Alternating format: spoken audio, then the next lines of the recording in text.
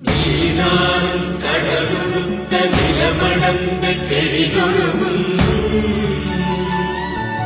சீராறும் பகனமென திகழ்பரத கண்டமெழில்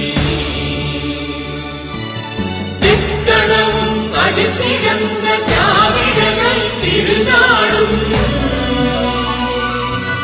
தக்க சிறு திரை முதலும் தரித்தனரும் திலகமுமே திலக வாசனை போ